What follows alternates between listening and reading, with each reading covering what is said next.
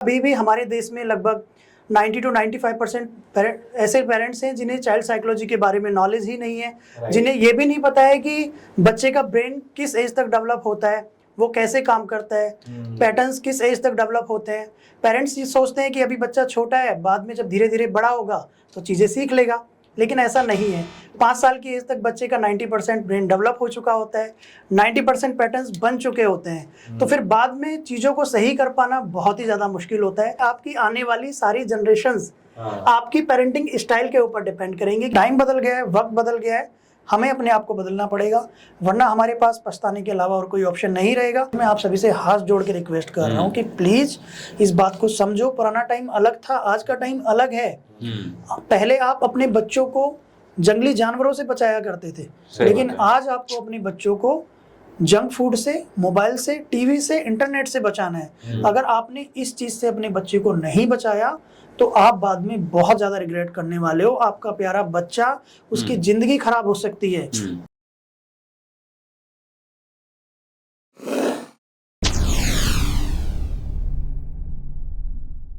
So hello everybody, बहुत बहुत स्वागत है आप सभी लोगों का हमारे YouTube चैनल जेम्स टॉक के अंदर। आप सभी लोग जानते हैं कि हर फ्राइडे हम आपके लिए एक ऐसे अद्भुत जेम को लेकर आते हैं जो आपकी लाइफ के अंदर इन पांचों एरिया ऑफ लाइफ में वैल्यू ऐड करने का काम करता है। और आज हम बात करने वाले हैं पेरेंटिंग सेक्टर के बारे में। तो बेहद ही ज़रूरी है, बेहद ही इंपॉर्टेंट है और आप सभी लोगों की ज़िंदगी में एक बेहद ही वैल्यू ऐड होने वाली है। और आप जानते हैं, आप क्यूरियस हैं, मैं जानता हूं कि इस चीज़ को लेकर के आज के गेस्ट कौन है। और आज के गेस्ट हमारे बीच में हैं एक एक्सपर्ट, एक ट्रेनर, एक साइकोलॉजिकल एक्सपर्ट और एक पेरेंटिंग कोच। मैं बात कर रहा हूं none other than mister Sandeep Kumar ji की। तो बहुत बहुत स्वागत है संदीप जी आपका हमारे जेम्स टॉक पॉडकास्ट के अंदर।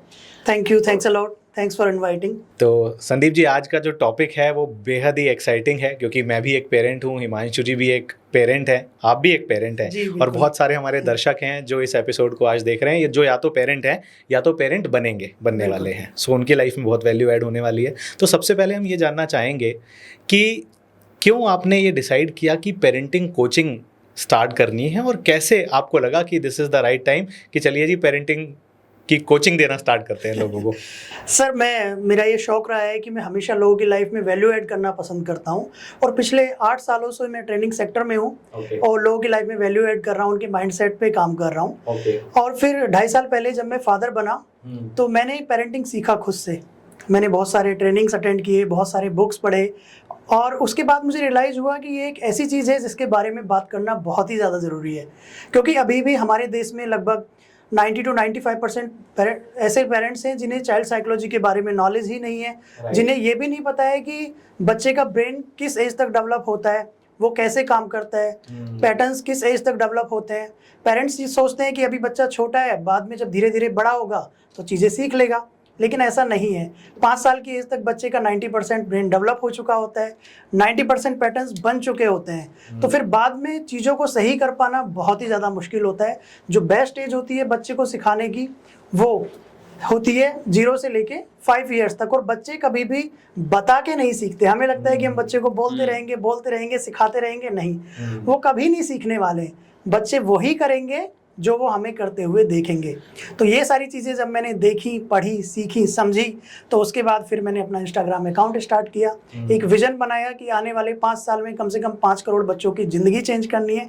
और मुझे आपके साथ ये शेयर करते हुए काफ़ी खुशी हो रही है कि पिछले 4 महीने में ही कम से कम 50,000 पेरेंट्स ने मुझे मैसेज करके लिखा है कि वो अपने बच्चे को अच्छे से समझने लगे हैं, और उन्होंने बच्चे की पिटाई करना बंद कर दिया है, उनके ऊपर फ्रस्ट्रेशन निकालना बंद कर दिया है, और एक कनेक्शन डेवलप हो रहा है, एक बॉन्डिंग डेवलप हो रही है, और बच्चा पेरेंट्स को ज़्यादा समझ पा रहा है और पेरेंट्स बच्चे को ज़्यादा समझ पा रहे हैं। बहुत बढ़िया, बहुत शानदार। तो यही विजन है, इसी पे आगे चल रहे हैं।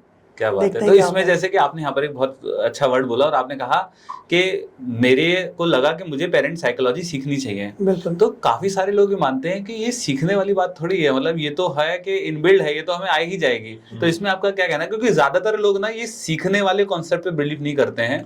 उनको लगता है कि पहले किसी ने थोड़ी सीखा है, ये तो इनबिल्ड है, आ ही जाती है, हम भी बड़े हो ही गए, हम भी सब चीज हो गई। तो इसमें आपका क्या विचार है? सर ये पेरेंटिंग को लेके इंडिया में सबसे बड़ा मिथ है, जितने मैंने पेरेंटिंग से बात की है उन्हें लगता है कि हमें किसी से सीखने की ज़रूरत नहीं है कि हमें अपने बच्चों को कैसे पालना है। लेकिन आप मुझे ये बताइएगा कि जब हम किसी जॉब के लिए प्रिपरेशन करते हैं तो हम बचपन से लेके अपनी स्कूलिंग फिर कॉलेज लाइफ कितने साल तक पढ़ाई कर लेते हैं? लगभग 20 से 22 साल हम लोग पढ़ाई करते हैं। उसके बाद हमें एक जॉब मिलती है जिसमें हम 60 साल की एज में रिटायर हो जाते हैं, राइट। लेकिन पेरेंटिंग एक ऐसी जर्नी है जिसमें एक बार आप पेरेंट बन गए, आप एक बार पेरेंट बन गए तो आप अपनी जिंदगी की आखिरी सांस तक इस जॉब से कभी रिटायर नहीं होने हो। पहले आप अपने बच्चे की पेरेंटिंग करोगे, फिर उनके बच्चों की पेरेंटिंग करोगे, यानी कि आपकी आने वाली सारी जनरेशंस आपकी पेरेंटिंग स्टाइल के ऊपर डिपेंड करेंगे कि आप अपने बच्चे को कैसे बड़ा कर रहे हो। तो जिस जॉब में हम 60 साल की एज में रिटायर हो रहे हैं उसके लिए हम 20 से 22 साल मेहनत कर रहे हैं, और जिसमें हम कभी रिटायर ही नहीं हो रहे हैं और आने वाली सारी जनरेशंस उसके ऊपर डिपेंड कर रही हैं, उसमें हमें लगता है कि सीखने की जरूरत नहीं है। तो ये बहुत बड़ी गलतफहमी है। धीरे धीरे लोगों का माइंडसेट चेंज हो रहा है, बहुत लोग सीख रहे हैं जो यंग पेरेंट्स हैं। तो दो तरीके के पेरेंट्स होते हैं, एक होते हैं टीचिंग पेरेंट्स और एक होते हैं लर्निंग पेरेंट्स।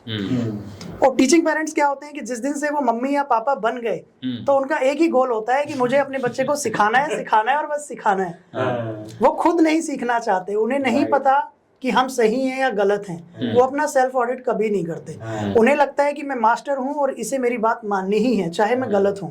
लेकिन ये गलत कॉन्सेप्ट है। आपको एक लर्निंग पेरेंट बनना होगा, आपको टाइम के साथ सीखना होगा और फिर अपने बच्चे को सिखाना होगा। सही बात है। क्योंकि बच्चा आप ही से सीख रहा है, आप रोल मॉडल हो उसके लिए। और अगर आप सीखना बंद कर दोगे तो बच्चा कहाँ से नई चीजें सीखे? मतलब आप ये तो चाहते हैं कि बच्चा सीखे, बिल्कुल, लेकिन चाहते हैं खुद ना सीखे।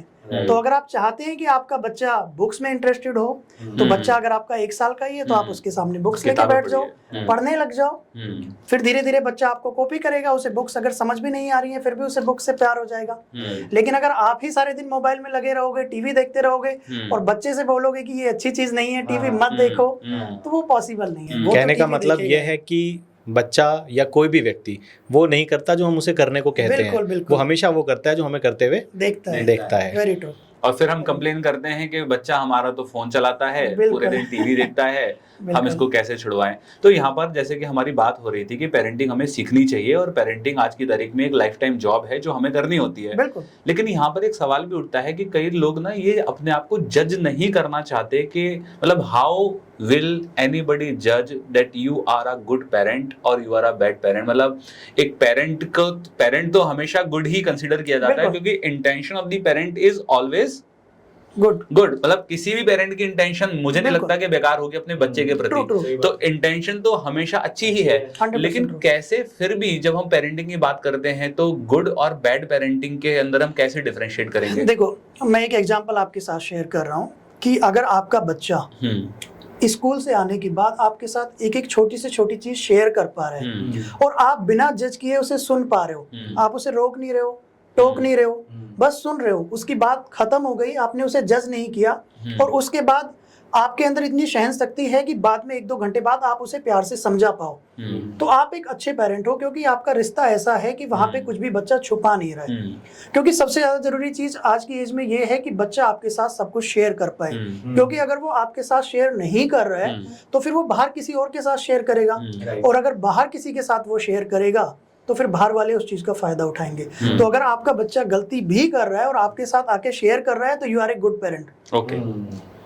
और आप उसे डांट नहीं रहे हो उस टाइम तो you are a good parent. क्योंकि अगर एकदम से आप उसे डांट दोगे, आप उसके ऊपर चिल्ला दोगे, तो अगली बार जब बच्चा आपके सामने आएगा तो वो शेयर करने से डरेगा, उसे लगेगा कि पता नहीं मेरे पेरेंट्स कैसे रिएक्ट करेंगे। मतलब एकदम से डांटे ना, एकदम से रिएक्ट ना करें, आप बच्चे को समझें। क्योंकि कभी भी बच्चों की इंटेंशन खराब नहीं होती है। बच्चे से अगर गलती भी हुई है तो उसके पीछे कहीं ना कहीं उसका सही इंटेंशन था, तो उसे समझना ज्यादा जरूरी है। और जब हम हम काम रहेंगे एज ए पेरेंट और उसे समझने की कोशिश करेंगे तो हम बेहतर समझ पाएंगे और फिर हम उसको सॉल्यूशन दें कि इस सिचुएशन में क्या कर सकते हो, अब क्या हो सकता है। बहुत अच्छा। यहाँ पर एक सवाल ये आता है निकलकर कि जो आज गुड है वो पहले कहीं ना कहीं बैड था, और जो पहले बैड था वो आज की पेरेंटिंग में गुड होता जा रहा है। तो आज की पेरेंटिंग और जो पहले की पेरेंटिंग हुआ करती थी, क्योंकि पहले तो यही हुआ करता था कि बच्चा अगर डरेगा, हमारा कहना मानेगा, तभी हम एक अच्छे पिता होंगे और हम उसको कंट्रोल कर पाएंगे। लेकिन आपने जैसा कहा कि बच्चे की हमें सुननी चाहिए, वो हमें शेयर करे, तो आज बिल्कुल अलग हो रहा है। तो पहले की पेरेंटिंग में और अभी की पेरेंटिंग में आपके हिसाब से क्या डिफरेंस है? देखो, मैं सबसे पहले ये बताना चाहूंगा कि आज के टाइम में पेरेंटिंग सीखना क्यों ज्यादा जरूरी है और 30 साल पहले जरूरी नहीं था। I completely agree with it. और मैं दोनों चीजों को अलग अलग डिफाइन करूंगा कि ऐसा क्यों मैंने बोला है। देखो, आज के टाइम में बच्चों का सबसे बड़ा दुश्मन है जंक फूड। जब बच्चे जंक फूड खाते हैं, और जंक फूड बहुत ही इजीली अवेलेबल है। बच्चा घर से निकलेगा, किसी भी शॉप पे जाएगा, चिप्स मिलेंगे, कुरकुरे मिलेंगे, चॉकलेट्स मिलेगा, कुछ भी मिलेगा, बर्गर मिलेगा, पिज्जा मिलेगा। मोबाइल में स्विगी जोमेटो है, बच्चा तुरंत ऑर्डर कर लेगा, आएगा, वो खा लेगा। यानी कि बहुत ही इजीली अवेलेबल है। लेकिन पेरेंट्स को पता नहीं है कि जब बच्चे जंक फूड खाते हैं तो उनका शुगर लेवल एकदम ऊपर जाता है और फिर एकदम नीचे आता है। ठीक है। और जंक फूड में रिफाइंड शुगर्स होते हैं और रिफाइंड कार्बोहाइड्रेट्स होते हैं, जिसकी वजह से हमारे बच्चे जल्दी जवान हो रहे हैं। पहले आप देखोगे तो हमारी बच्चियों को 14 से 15 साल की एज में पीरियड्स स्टार्ट हुआ करते थे, लेकिन अभी 10 से 11 साल की एज में भी देखने को मिल रहे हैं। तो हमें जब तक हमारे साथ वो प्रॉब्लम नहीं आती तो हम आंखें बंद कर लेते हैं। हमें लगता है कि सब कुछ सही चल रहा है, लेकिन हमें दूसरों की गलतियों से सीखना है, तभी हम एक अच्छे इंसान बनेंगे। तो ऐसा क्यों जल्दी जवान हो रहे हैं, मतलब ऐसा क्या होता है, अगर आप साइंटिफिकली कुछ? Food habits. पहले जो फूड थे वो इतने ज्यादा जंक फूड्स नहीं थे।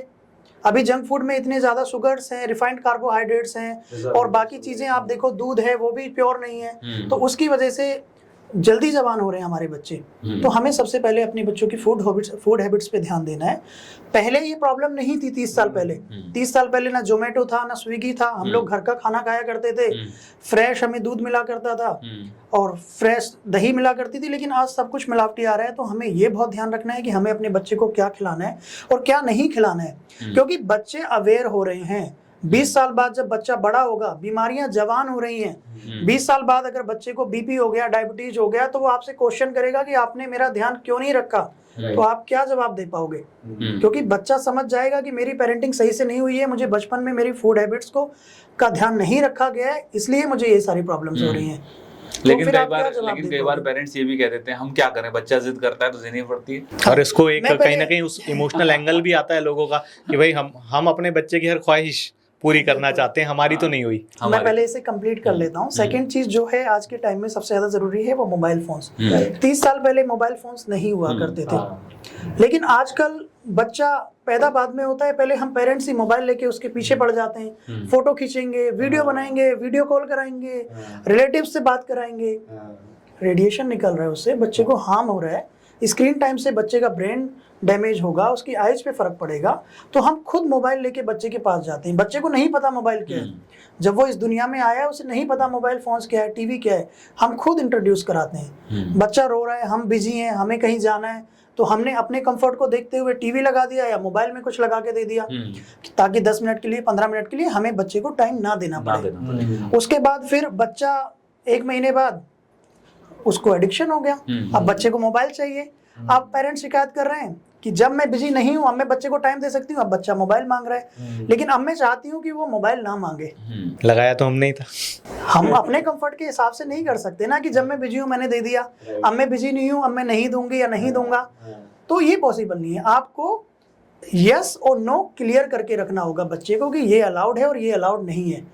तो क्योंकि जब हम बच्चे को मोबाइल देते हैं तो सिर्फ उसकी आंखों पे ही असर नहीं पड़ता है, ये पार्शियल ट्रू है। जैसा कि मैंने स्टार्टिंग में भी बताया था कि बच्चों का ब्रेन डेवलप होता है 5 साल की एज तक 90%, और जब बच्चा हमारा पैदा होता है उस टाइम उसका ब्रेन सिर्फ 25% डेवलप होता है। राइट। तो वो धीरे धीरे जब ब्रेन डेवलप हो रहा है और उसे स्क्रीन टाइम मिल रहा है तो उसका ब्रेन डेवलप नहीं हो पा रहा है। आजकल बहुत सारी प्रॉब्लम्स आ रही हैं, स्पीच डिले आ रहा है, बच्चे हाइपर एक्टिव हो जा रहे हैं, उनको अकेले रहना पसंद है, वो भीड़ से डरते हैं, वो बिल्कुल मोबाइल की वजह से ही हो रहा है। राइट। तो इन सब चीजों का ध्यान देना जरूरी है। उसके बाद तीसरी चीज है कि पहले घर में कोई ना कोई रहा करता था जो बच्चे को क्वालिटी टाइम दिया करता था। ना वो मोबाइल में बिजी रहा करता था, ना वो टीवी में रहा करता था। मैं पेरेंट्स की बात कर रहा हूँ या दादा दादी की बात कर रहा हूँ, वो पूरा टाइम दिया करते थे बच्चे को। और बच्चे को ज्यादा बॉडी टू बॉडी टच भी मिला करता था। जब हम बच्चे को बॉडी टच देते हैं तो वो कॉन्फिडेंट फील करता है, सिक्योर फील करता है। लेकिन आज के टाइम में हम खुद इतने ज्यादा बिजी हैं, फैमिली छोटी होती चली गई है, हम लोग 2 BHK 3 BHK के अपार्टमेंट में शिफ्ट हो गए हैं, बच्चा ज्यादा दूर तक देख नहीं पा रहा है, सामने 4 फीट दूर उसे दीवार दिखती है तो उसकी आंखों पे तो फर्क पड़ ही पड़ रहा है। साथ ही साथ जब हम उसे टाइम नहीं दे रहे हैं तो उसे स्क्रीन मिल रहा है, अब स्क्रीन मिल रहा है तो उसका ब्रेन और ज्यादा डैमेज हो रहा है। तो ये कुछ ऐसी चीज़ें हैं जिसकी वजह से आज के टाइम में पेरेंटिंग सीखना बहुत ज़्यादा ज़रूरी है, क्योंकि हम चेंज नहीं कर सकते, हम वापस गांव में नहीं जा सकते, वो पॉसिबल नहीं है। लेकिन आज जहाँ पे हम हैं वहाँ पे क्या बेस्ट कर सकते हैं वो हमें सीखना बहुत ज़्यादा ज़रूरी है। पहले चीज़ें बहुत ज़्यादा आसान थी। पहले अगर बच्चे की पिटाई होती थी, बहुत सारे पेरेंट्स बोलते हैं कि हमारी बचपन में खूब पिटाई हुई है, तो हम अपने बच्चे को क्यों ना मारें। हम भी तो बड़े हुए हैं, हम इमोशनली बहुत स्ट्रांग हैं, हमें फर्क नहीं पड़ता। तो मैं उन्हें बोलता हूँ कि देखो, पहले 30 साल पहले जब आप छोटे थे तो आपके बचपन में 4-5 लोग रहा करते थे फैमिली में। अगर फैमिली में भी नहीं थे तो घर से बाहर आप निकलते थे तो आपको 2-4 दोस्त हमेशा अवेलेबल मिलते थे। अड़ोसी पड़ोसी भी इतना क्लोज थे कि फैमिली जैसी ही रहती थी। फॉर एग्जाम्पल, अगर मेरी पिटाई हुई बचपन में, मुझे मार पड़ी, तो मैं घर से बाहर गया तो या तो दादी मिल गई, चाची मिल गई, ताई मिल गई। अगर वो भी नहीं मिली तो 2-4 ऐसे दोस्त मिल गए जिनके साथ में जाके खेलने लग गया। 5 मिनट बाद मुझे याद भी नहीं है कि मेरी पिटाई हुई थी, क्योंकि कोई ना कोई है जिसके साथ में जाके खेलने लग गया, या किसी ने मुझे इमोशनल सपोर्ट दिया, किसी ने मुझे गले से लगा लिया, किसी ने मुझे प्यार दिया, मैं सब भूल गया। लेकिन आज जब हम अपने बच्चे की पिटाई करते हैं तो वो कहाँ जाएगा। हम अगर 10th फ्लोर पे रहते हैं, नीचे जाएगा, वहां पे ना उसे कोई खेलने के लिए मिलेगा, ना चाची मिलेंगी, ना ताई मिलेंगी, वो एक कमरे में जाके बैठेगा, इमोशनली वनरेबल सिचुएशन हो जाएगी। वो वहां पे जाके वो सोचेगा कि मुझे कोई प्यार ही नहीं करता है, मुझे कोई समझता ही नहीं है, मैं बहुत अकेला हूँ। फिर वो क्या करेगा, मोबाइल निकालेगा और सोशल मीडिया पे स्टेटस डालेगा कि I am not feeling good, I am feeling bad. फिर वहां पे वो देखेगा थोड़ी देर बाद कि 10 कमेंट आ गए, 10 हार्ट आ गए, 40 लाइक आ गए। फिर वो समझ गया कि यहाँ पे मुझे अपनी फीलिंग शेयर करनी है। समझने वाले लोग कहाँ हैं? सोशल मीडिया पे। फिर अगली बार उसे कुछ प्रॉब्लम होगी तो वो अपने दिल की बात किससे शेयर करेगा? Social media. पेरेंट्स से धीरे धीरे दूर होता चला जाएगा, और जब एक बार बाहर वालों के क्लोज हो जाएगा तो हमारे बच्चों का फायदा वो लोग उठाने लगेंगे। बच्चा हमसे छुपा रहा है, बाहर बता रहा है, बाहर वाले को ये बात पता है, तो वो आगे चल के उस चीज का फायदा उठाएगा ही उठाएगा। क्योंकि पेरेंट्स जो बच्चों के लिए कर सकते हैं कोई नहीं कर सकता, बाहर वाले सिर्फ फायदा उठाते हैं। तो अगर आप चाहते हैं कि आपके बच्चों का कोई और फायदा उठाए तो आप उन्हें मारें, अपने से दूर करें। और अगर आप चाहते हैं कि बच्चा आपके साथ सबसे पहले शेयर करे, ना कि बाहर वालों के साथ, तो आप एक बॉन्डिंग इतनी स्ट्रांग बनाएं कि बच्चा आपसे कुछ भी बताते वक्त डरे ना, और ये ना सोचे कि मेरे पेरेंट्स इस बारे में क्या सोचेंगे। टाइम बदल गया है, वक्त बदल गया है, हमें अपने आप को बदलना पड़ेगा, वरना हमारे पास पछताने के अलावा और कोई ऑप्शन नहीं रहेगा। तभी ये होता है कि जब बच्चे 15 साल के होते हैं, 16 साल के होते हैं, पेरेंट्स फिर आके मुझसे बोलते हैं कि सर हमारा बच्चा तो हमसे कुछ बताता ही नहीं है, उसकी लाइफ में क्या चल रहा है हमें उसके दोस्तों से पूछना पड़ता है, उसका सोशल मीडिया देखना पड़ता है, लेकिन इसके पीछे का रूट कोज नहीं समझने की कोशिश करते। राइट, वो सारी सब कुछ ब्लेम बच्चे पे ही डाल देते हैं कि बिल्कुल। जब बच्चे को आपकी जरूरत थी, जब बच्चा आपसे टाइम मांग रहा था, जब बच्चा चाह रहा था कि आप उसे समझो, आप उसे प्यार दो, तब आप बहुत ज्यादा बिजी थे, ऑफिस में बिजी थे, समझ आता है। लेकिन मैं सिर्फ ये डिमांड करता हूँ कि आप अपने बच्चे को हर दिन कम से कम 30 मिनट क्वालिटी टाइम दो, उससे ज्यादा नहीं। अगर आपने 30 मिनट दे दिया वो मोर देन इनफ है, वो बहुत है। अब उसमें क्वालिटी टाइम में भी लोग कंफ्यूज हो जाते हैं कि क्वालिटी टाइम का मतलब बच्चे के साथ बैठो, उनसे पूछो कि स्कूल में क्या चल रहा है, टीचर ने क्या पढ़ाया, क्या हुआ आज आपके साथ सारे दिन। तो फिर वो बोलते हैं कि हमने बच्चे के साथ क्वालिटी टाइम स्पेंड किया और रिजल्ट्स नहीं मिल रहे हैं। तो क्वालिटी टाइम का मतलब है कि आप अपने बच्चे के साथ वो करो जो आपके बच्चे को पसंद है। जैसे कि अब आप अपने दोस्तों के साथ टाइम स्पेंड करना क्यों पसंद करते हैं?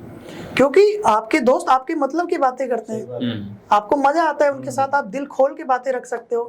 बिल्कुल उसी तरीके से आप अपने बच्चे के साथ वो करो जो उसे करना मतलब की बात है, और उसकी एज के अकॉर्डिंग।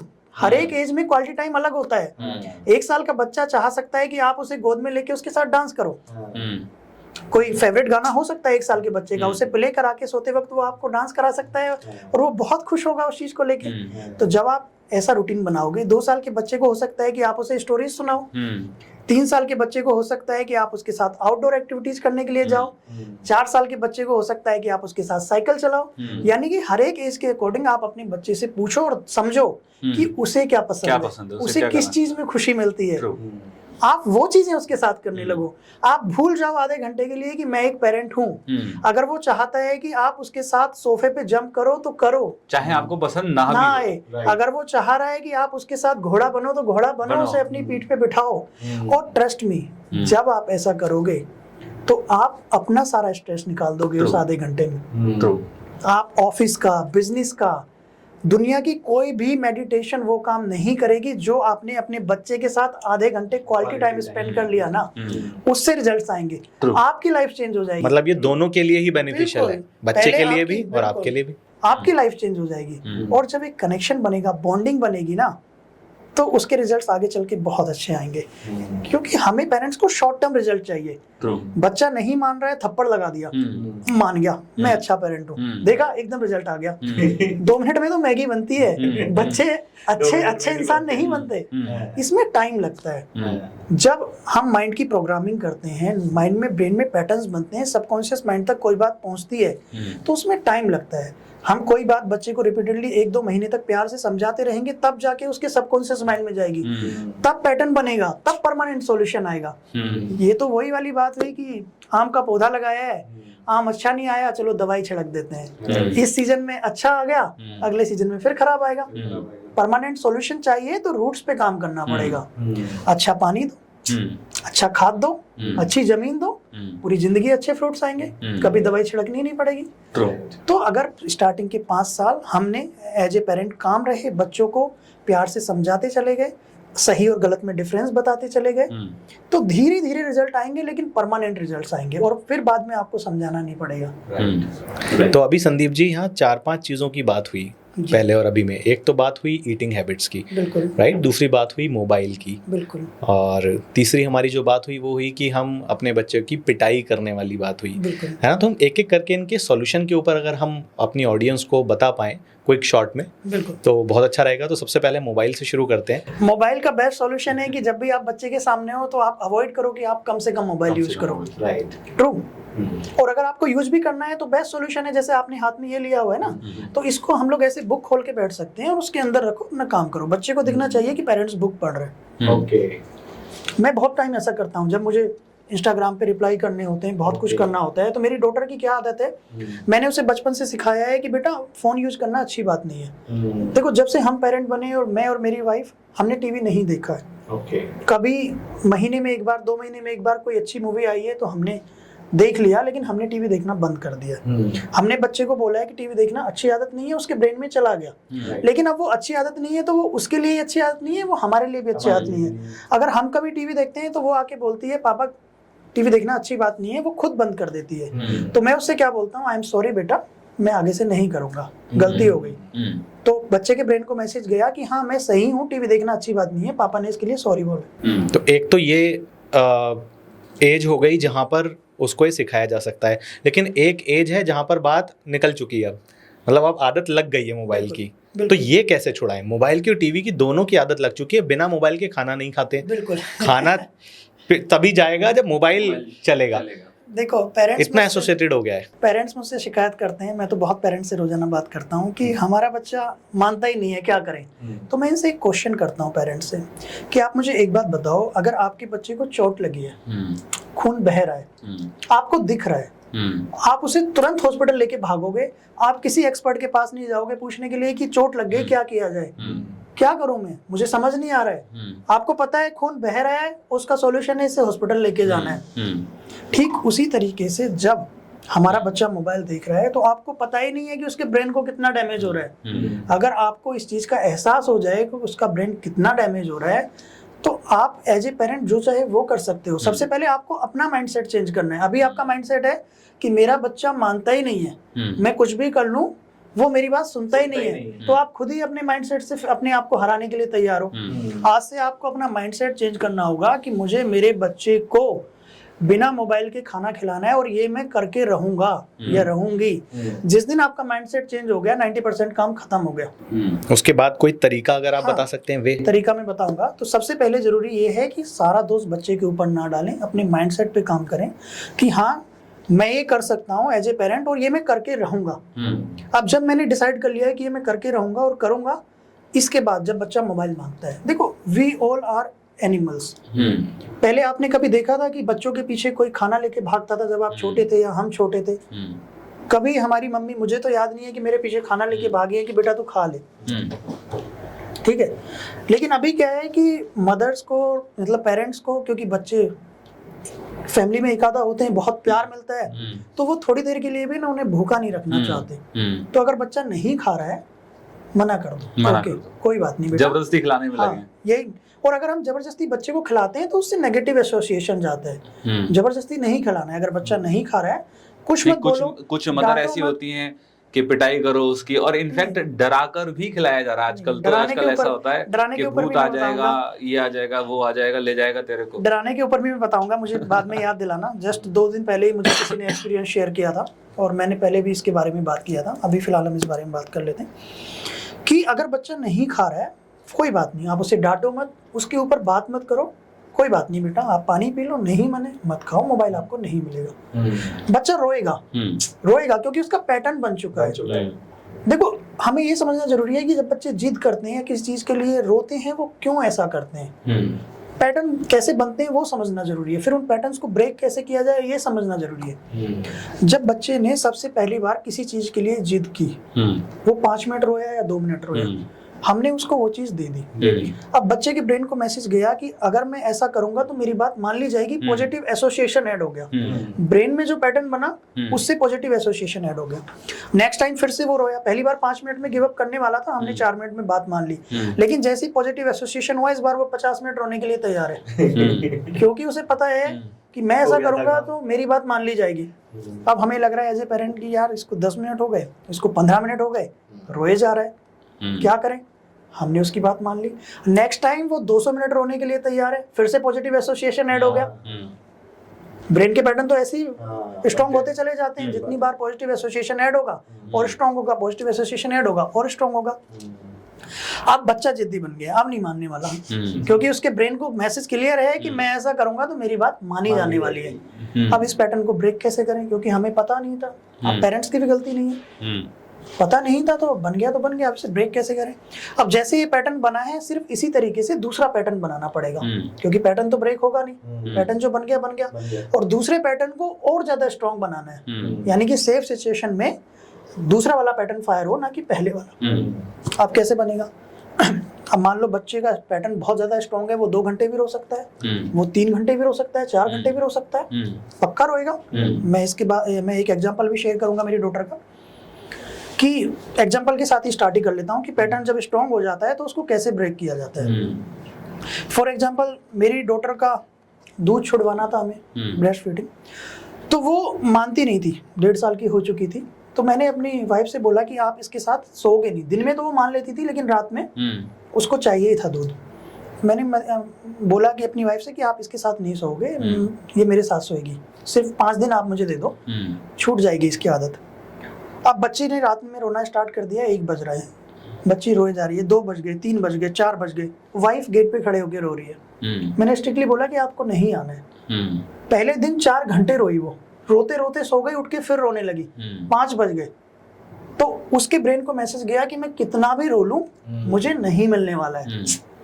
एक पैटर्न बना कि मैं कितना भी रो लूं मुझे नहीं मिलने वाला है, ये लोग नहीं गिव अप कर रहे हैं, ये लोग नहीं गिव इन कर रहे हैं। सेकेंड डे फिर से रोना स्टार्ट किया उसने, रात में 12:30-1 बजे। अब इस बार वो 2 घंटे बाद ही चुप हो गई। क्यों? क्योंकि नेगेटिव एसोसिएशन ऐड था कि कल नहीं मिला है तो आज भी नहीं मिलेगा, तो इसलिए उसने अब ये 4 घंटे नहीं रोई, अब ये 2 घंटे में चुप हो गई। तीसरे दिन 1 घंटे में चुप हो गई, चौथे घंटे आधे घंटे में चुप हो गई, 5वें दिन मांगना बंद कर दिया। 5 दिन में नया पैटर्न डेवलप हो गया। वो पैटर्न बहुत स्ट्रॉन्ग हो गया नेगेटिव एसोसिएशन के साथ ऐड होते होते, कि उसने 5-6 दिन में फूल की दूध पीना। तो ऑन एवरेज कितने दिन लगते हैं पैटर्न नया डेवलप करने में? डिपेंड करता है, क्या कोई आसान भी तरीका है? करता है। कभी कभी 1 महीना भी लग जाता है। देखो आप तो एक ट्रेनर हैं, आप तो एक कोच हैं, तो आप मेंटली इतने स्ट्रांग हैं कि आप वो 4 घंटे का मदर का और अपने बच्चे का रोना देख सकते हैं। लेकिन मैं ऐसा मानता हूँ कि 99% लोग ना यहाँ पर पिघल जाते हैं, और यहाँ पर कहीं ना कहीं वो एक सॉफ्ट कॉर्नर जो होता है वो 4 घंटे तो छोड़ो, आधे घंटे की अगर वो जब मेरी डॉटर रो रही थी तो मैंने उसे गले से लगाया हुआ था, मैं उसे आई लव यू बोल रहा था, मैं उसे हक कर रहा था, किस कर रहा था, और मुझे भी खराब लग रहा था। लेकिन जो जरूरी है एज ए पेरेंट, हमें कभी कभी स्ट्रॉन्ग बनना पड़ेगा।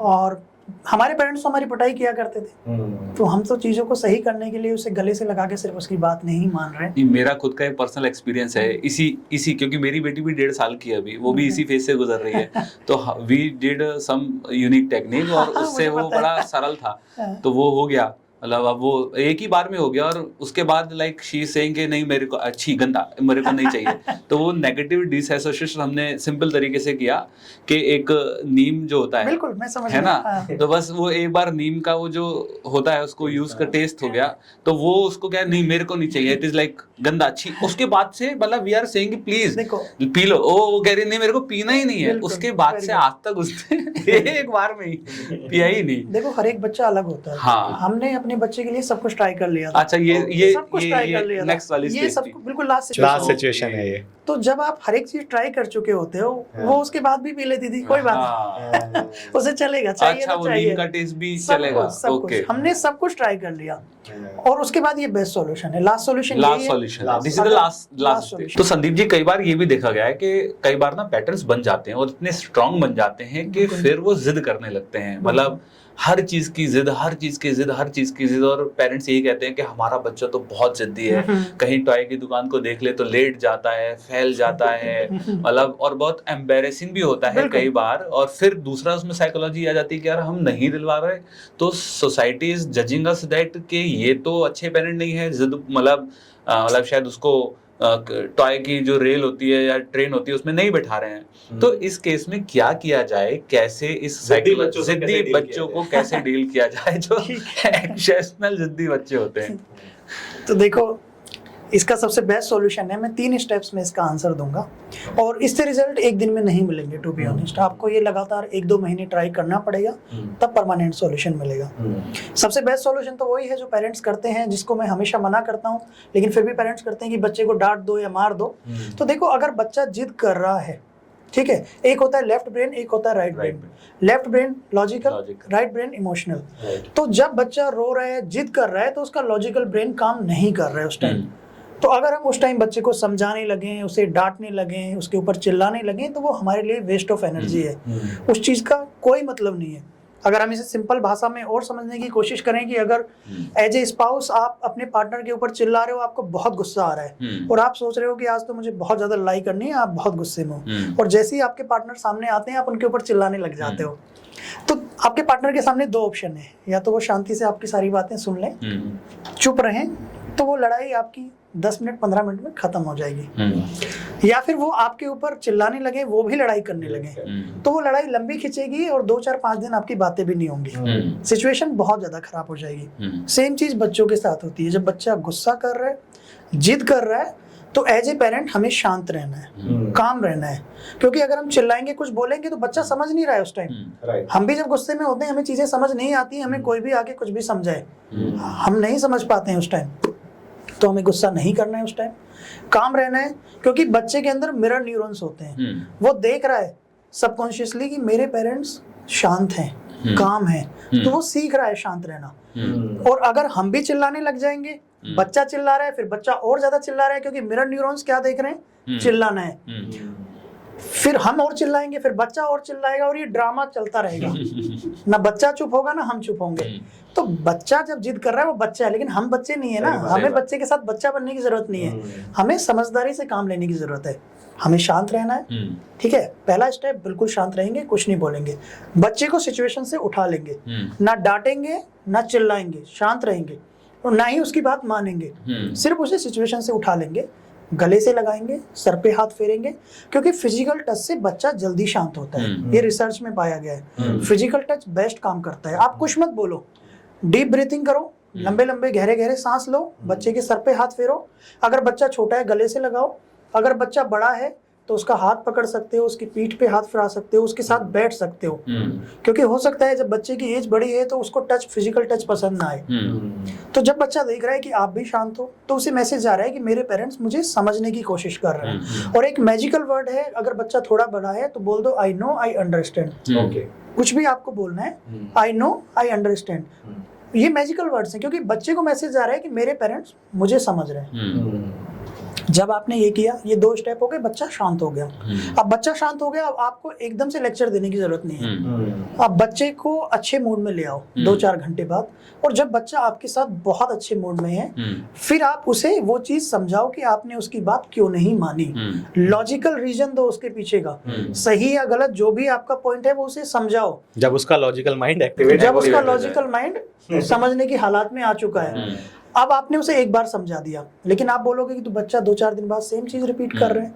हम बड़े भी एक बार में कहाँ समझते हैं। सही बात है। ब्रेन में पैटर्न बनने के लिए टाइम लगता है। सबकॉन्शियस माइंड में जब कोई चीज जाती है तो उसमें टाइम लगता ही लगता है, क्योंकि अगर थोड़ा डीप में जाएं तो RAS एक फिल्टर होता है दोनों के बीच में, रेटिकुलर एक्टिवेटिंग सिस्टम, जो चीजों को अलाउ करता है तभी जब वो फैमिलियर हो जाती हैं। लगभग 20 से 30 दिन तक जब एक ही चीज आप रिपीट करते हो तब सबकॉन्शियस माइंड में जाती है। इसलिए बोलते हैं कि किसी भी चीज को अगर हैबिट बनाना है तो कम से कम 21 दिन आपको लगातार करना पड़ेगा, तभी उसके रिजल्ट्स मिलने लगेंगे। तो हमें लगातार वो चीज समझानी पड़ेगी, काम रह के समझानी पड़ेगी, प्यार से समझानी पड़ेगी, सही गलत बताना पड़ेगा। और जब हम बार बार वो करेंगे 1-2 महीने तक, तो बच्चे के सबकॉन्शियस माइंड में वो चीज चली जाएगी और वहां से रिजल्ट्स आने लगेंगे। ग्रेट। तो इसी में ये चीज़, जैसे अभी हमारी बात हो रही थी मोबाइल एडिक्शन पे, अभी एक और अनहेल्दी और हेल्दी ईटिंग की बात आती है। तो कई बच्चे हैं जिनको घर का खाना पसंद नहीं है और उनको जंक फूड की आदत लग चुकी है, कोल्ड ड्रिंक्स की आदत लग चुकी है, आइसक्रीम चॉकलेट चाहिए ही चाहिए। तो इससे अगर उनको बाहर निकालना है इसको, क्योंकि हमें पता है ठीक तो ये भी नहीं है, तो उसको कैसे देखो, बेस्ट तरीका है, पहले बुखार कॉमन हुआ करता था, ठीक है, आजकल किडनी फेलियर बहुत कॉमन हो गए हैं। मुझे बहुत दुख होता है देख के कि छोटे छोटे बच्चों की डायलिसिस हो रही है। तो आप अपने बच्चों को समझाओ, उन्हें लेके जाओ, उन्हें दिखाओ कि कैसे, देखो छोटे छोटे बच्चों की किडनी खराब हो गई है, ये देखो छोटा बच्चा है, उसका एक्सपीरियंस शेयर कराओ कि मैं बहुत ज़्यादा चॉकलेट्स खाता था, मैं बहुत ज़्यादा चिप्स खाता था, कोल्ड ड्रिंक्स खाता था, और जिसकी वजह से मुझे ये प्रॉब्लम्स हुई हैं। आप जब अपने बच्चे को लेके जाओगे, मिलवाओगे लोगों से, और धीरे धीरे वो बात उसे समझाओगे प्यार से कि बेटा ये हमारी हेल्थ के लिए अच्छा नहीं है, देखो इससे कितने ज़्यादा खतरनाक रिजल्ट्स आ सकते हैं। और फिर वही चीज़ काम आएगी कि आप लगातार, आपको 1 महीने समझाना पड़ेगा, 2 महीने समझाना पड़ेगा, हो सकता है 3 महीने भी लग जाएं, लेकिन जब हम गिव अप नहीं करेंगे, प्यार से समझाते रहेंगे बच्चे को और एग्जाम्पल दिखाएंगे कि देखो क्या हो रहा है, तो बच्चा समझेगा। और उसके लिए हमें सिर्फ बच्चे को ही नहीं समझाना है, हमें अपनी फूड हैबिट्स पे भी ध्यान देना है। ऐसा नहीं है कि बच्चे से मना कर दिया कि आप एनर्जी ड्रिंक्स मत पियो और हम बाहर जाके एनर्जी ड्रिंक्स और कोल्ड ड्रिंक्स पी रहे हैं, वो हमें भी उतना ही नुकसान कर रही है। पहले आप देखो किडनी की प्रॉब्लम इतनी नहीं थी, लेकिन अभी आप किसी भी हॉस्पिटल्स में चले जाओ, डायलिसिस 24/7, सारे बेड फुल हैं और लाइन लगी हुई है डायलिसिस के लिए। आखिर क्यों हो रहा है, हमें सोचना पड़ेगा। तो हम कम खाएं चाहे, लेकिन अच्छा खाएं, घर का खाएं, वो बहुत ज़्यादा ज़रूरी है। तो हमें बच्चों को समझाना पड़ेगा कि लो एनर्जी फूड्स कौन से होते हैं और हाई एनर्जी फूड्स कौन से होते हैं। ये जितने भी जंक फूड हैं, ये बच्चे की हेल्थ तो ख़राब कर ही कर रहे हैं, लेकिन बच्चे का जो ब्रेन है उसको भी 100% एक्टिवेट नहीं रहने देते हैं। अगर आप लो एनर्जी फूड खाने के बाद पढ़ने बैठोगे, आपको नींद आने लगेगी, आपका ब्रेन काम नहीं करेगा ठीक से। इसमें जैसे एक चीज़ और पूछना चाहता हूँ कि कुछ जॉइंट फैमिली में जैसे रहते हैं लोग, अभी पेरेंट्स तो हैं कि दे आर वेरी स्ट्रिक्ट कि भाई नहीं देना है तो नहीं देना है, लेकिन ग्रैंड पेरेंट्स का भी इन्वॉल्वमेंट जब होता है तो दे आर मोर अफेक्शनेट, और वो कई बार वहाँ पर अरे चलो ठीक है कोई नहीं। ये मेरे साथ काफ़ी प्रॉब्लम आई है, मतलब पर्सनली मेरे साथ नहीं, लेकिन लोगों ने मुझसे बहुत डिस्कशन किया है और बहुत लोग इस चीज़ से परेशान हैं। देखो होता क्या है, नानी के यहाँ जाते हैं और दादा के यहाँ जाते हैं स्पेशली, तब बहुत। फॉर एग्जांपल होता क्या है कि बच्चा अगर 1 साल का है, मैं स्टार्टिंग से बताने की कोशिश करूंगा कि होता क्या है, और बच्चा, पेरेंट्स ने अपने रूल्स बना लिए कि बच्चे को क्या अलाउ करना है क्या नहीं करना है, रूल्स बन चुके हैं। अब हस्बैंड वाइफ उस चीज़ को फॉलो कर रहे हैं। उन्होंने मना कर दिया कि बेटा आपके लिए अलाउ नहीं है। बच्चा रोएगा, ऑब्वियस है, बच्चे का काम है रोना, वो अपने इमोशंस को एक्सप्रेस कैसे करेगा, रोएगा, उसके पास वही एक रास्ता है। तो जब बच्चा रो रहा होता है तो दादा दादी आ जाएंगे, और या फिर घर में और भी कोई फैमिली मेम्बर है वो आ जाएगा। अब उठा के उसे गले से लगा लेगा, अरे मेरा बेटा रो रहा है, मेरा बच्चा रो रहा है, मम्मा ने मारा, अच्छा मम्मा अच्छी नहीं है, मम्मा गंदी है, मैं आपकी मम्मा की पिटाई करूंगा या पिटाई करूंगी, मेरे पास आ जाओ। अब बच्चे के ब्रेन को क्या मैसेज जा रहा है कि मेरी मम्मा गंदी है। अब यहाँ पे बहुत सारे लोग मुझसे बोल रहे थे, जब मैंने अपनी इस पे एक वीडियो बनाया था, कि आप तो भड़का रहे हो फैमिलीज को। मैं भड़का नहीं रहा हूँ, बच्चे का ब्रेन हमसे 10 टाइम्स फास्ट चलता है, वो बहुत जल्दी सीखता है। आप ये चीज कराने लगोगे तो पहली बात तो ये कि बच्चा डिसिप्लिन नहीं सीखेगा, क्योंकि जो उसके लिए बाउंड्रीज डिफाइन कर दी गई हैं, आपने वो बाउंड्रीज क्रॉस करा दी। आपको पूरी फैमिली को एज ए टीम काम करना है, जो भी रूल्स बनाए गए हैं बच्चे के लिए सबको फॉलो करना है, कि गलत है तो गलत है, अगर बच्चा रो रहा है तो रोए, लेकिन वो अलाउ नहीं करना है, तो बच्चा डिसिप्लिन सीखेगा। लेकिन अगर पेरेंट्स कोशिश कर रहे हैं डिसिप्लिन सिखाने की, वो कह रहे हैं चॉकलेट नहीं देना है, बच्चा रो रहा है, आप दादा हो, दादी हो, या फिर आप उसके चाचू हो, आप आ गए, आपने बच्चे को उठाया कि बच्चा रो रहा है, मुझे पता है आप बच्चे से बहुत प्यार करते हो और आप उसे रोते हुए नहीं देखना चाहते, लेकिन सही क्या है गलत क्या है वो भी समझना जरूरी है, उसकी हेल्थ को भी ध्यान रखना है। राइट। तो आप प्यार के चक्कर में ऐसा ना करो कि बच्चे को नुकसान हो जाए। कोई भी इंसान प्यार कर रहा है तो बच्चे की अच्छी हेल्थ भी तो चाह रहा है। अगर मैं अपने बच्चे को प्यार कर रहा हूँ लेकिन मैं कुछ ऐसा नहीं करूंगा कि उसकी हेल्थ खराब हो जाए, वरना मैं उसे प्यार कर ही नहीं रहा हूँ। तो दादा दादी को ये समझना बहुत जरूरी है। मैं आप सभी से हाथ जोड़ के रिक्वेस्ट कर रहा हूँ कि प्लीज इस बात को समझो। पुराना टाइम अलग था, आज का टाइम अलग है। पहले आप अपने बच्चों को जंगली जानवरों से बचाया करते थे, लेकिन आज आपको अपने बच्चों को जंक फूड से, मोबाइल से, टीवी से, इंटरनेट से बचाना है। अगर आपने इस चीज से अपने बच्चे को नहीं बचाया तो आप बाद में बहुत ज्यादा रिग्रेट करने वाले हो। आपका प्यारा बच्चा, उसकी जिंदगी खराब हो सकती है। प्लीज इस चीज पे ध्यान दो। आपको लग रहा है कि एक चॉकलेट ही तो है, क्या फर्क पड़ रहा है, थोड़ा सा दे देते हैं, लेकिन उसको आदत लग रही है। आपको लग रहा है कि एक मोबाइल ही तो है, 5 मिनट के लिए दे देते हैं, लेकिन उसको एडिक्शन हो रहा है, और धीरे धीरे आगे चल के ये चीजें बहुत ज्यादा डेंजरस हो जाएंगी। तो इसलिए प्लीज अपने बच्चों को दूर रखें इन चीजों से, और आप खुद भी यूज ना करें। आज पैसा सबके पास आ गया है, पहले पैसे नहीं हुआ करते थे, ना ही जंक फूड इजिली अवेलेबल था। तो आज हमें लगता है कि हम प्यार के नाम पे बच्चे को जो चाहे वो खिला सकते हैं, लेकिन अगर आप ऐसा कर रहे हो तो वो आगे चल के बहुत ज्यादा खतरनाक साबित हो सकता है। बच्चे की जिंदगी बर्बाद हो सकती है। अगर आप उसे सच में प्यार करते हो तो प्लीज उसे ये सब देना बंद करो। राइट, बिल्कुल। चलिए जी, तो बहुत ही अच्छा डिस्कशन रहा और चल रहा है, और अब हम आगे बढ़ते हैं एक बहुत एक्साइटिंग पार्ट की तरफ इस शो के, जो कि है मिथ वर्सेस फैक्ट। कुछ मिथ होते हैं, कुछ फैक्ट होते हैं, तो मैं आपसे क्विकली कुछ मिथ और फैक्ट पूछूंगा, आपको बताना है कि मिथ है कि ये फैक्ट है। ठीक है जी। तो पहला है, ज़्यादा control is equal to good parenting. ज़्यादा कंट्रोल अगर आप करोगे, हर चीज़ में रोक टोक करोगे, तो बच्चे का कॉन्फिडेंस लेवल कम हो जाएगा। उसके ब्रेन को मैसेज जाएगा कि मैं किसी भी चीज़ में अच्छा ही नहीं हूँ। इसके बजाय आप बच्चे को जेन्युइन एंड कंटिन्यूअस एप्रिशिएशन दें। बच्चा अगर कोई काम कर रहा है तो उसे अप्रिशिएट करें, उससे बच्चे का कॉन्फिडेंस लेवल भी बढ़ेगा और लाइफ में वो बहुत अच्छा करेगा। ये मिथ है, ये मिथ है। गुड पेरेंटिंग, गुड पेरेंटिंग नहीं है ये। बच्चा खुश भी रहेगा और आपके साथ कनेक्शन भी बनेगा। बच्चे अपने आप पल जाते हैं। मिथ है कि फैक्ट है?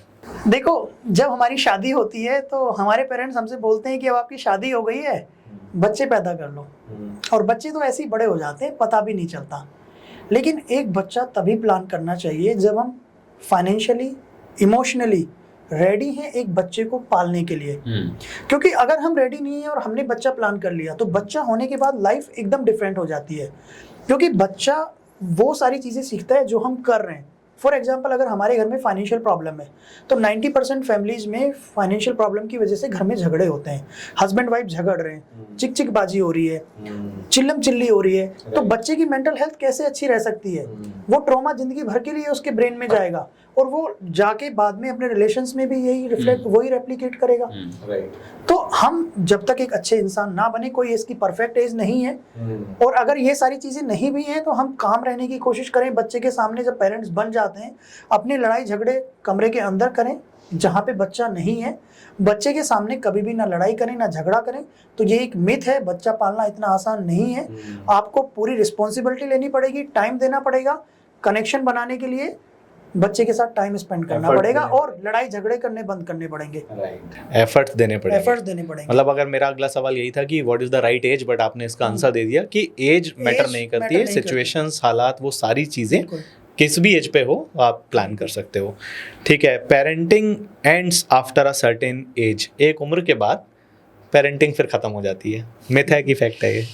मैं इसमें ऐसे जवाब बड़े हो देना गए अब तो चाहूंगा। बच्चे, हाँ, मैं इसमें समझदार हो गए अब ऐसा तो। जवाब देना चाहूंगा। देखो, बच्चे कितने भी बड़े हो जाएं, लेकिन अगर कनेक्शन और बॉन्डिंग बहुत अच्छा है पेरेंट्स के साथ, तो फिर भी वो कोई भी काम करने से पहले अपने पेरेंट्स से पूछते जरूर हैं। तो आपको पेरेंटिंग करने की जरूरत नहीं है, बच्चे खुद आपसे आके पूछेंगे। अगर आपने बचपन में पॉजिटिव पेरेंटिंग की है, अपना कनेक्शन बनाया, बॉन्डिंग बनाई है, तो वो आपके ऊपर डिपेंड करता है कि आपका रिलेशन कैसा है।